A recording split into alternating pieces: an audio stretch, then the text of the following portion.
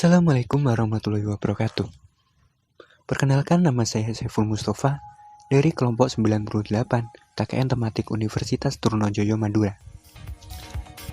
Saya akan menyampaikan materi tentang metode tanam padi SRI atau System of Rice Intensification. SRI adalah teknik budidaya padi yang mampu meningkatkan produktivitas padi dengan cara mengubah pengelolaan tanaman, tanah, air, dan juga unsur hara.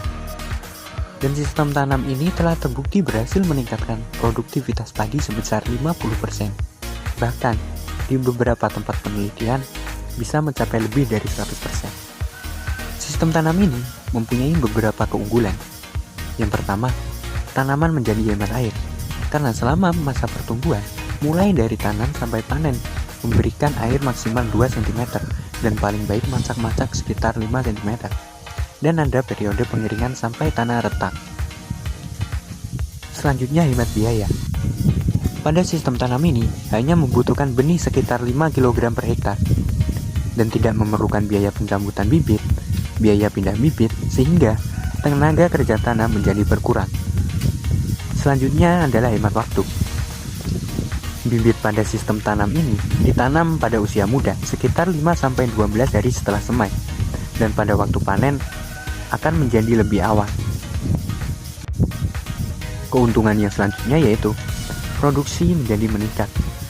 Di beberapa tempat penelitian, produksi padi yang menggunakan sistem tanam ini bisa mencapai 11 ton per hektar. Lebih besar dibandingkan sistem tanam secara konvensional. Dan keuntungan yang terakhir adalah ramah lingkungan. Karena pada sistem tanam ini, penggunaan pupuk kimia dan juga pestisida kimia digantikan dengan penggunaan bahan-bahan organik seperti pupuk organik kompos, pupuk kandang, dan mikroorganisme lokal, dan juga pestisida kimia yang digantikan dengan pestisida organik. Teknik budidaya sistem tanam padi SRI yang pertama adalah persiapan benih. Benih sebelum disemai diuji dalam larutan air garam. Larutan air garam yang cukup untuk menguji benih adalah larutan yang apabila dimasukkan telur, maka telur akan terapung. Benih yang baik untuk dijadikan benih adalah benih yang tenggelam dalam larutan tersebut. Kemudian, benih yang telah diuji direndam dalam air biasa selama 24 jam, yang kemudian ditiriskan dan diperam selama 2 hari. Selanjutnya, benih disemaikan pada media tanah dan pupuk organik dengan perbandingan 1:1 yang ditaruh di dalam wadah segi 4 berukuran 20x20 cm. Setelah umur 7-10 hari, benih padi siap untuk ditanam. Teknik budidaya yang selanjutnya adalah pengolahan tanah. Pengolahan tanah untuk sistem tanam padi metode SRI tidak berbeda dengan cara pengolahan tanah untuk tanam padi secara konvensional, yaitu dilakukan untuk mendapatkan struktur tanah yang lebih baik bagi tanaman dan juga terhindar dari gulma.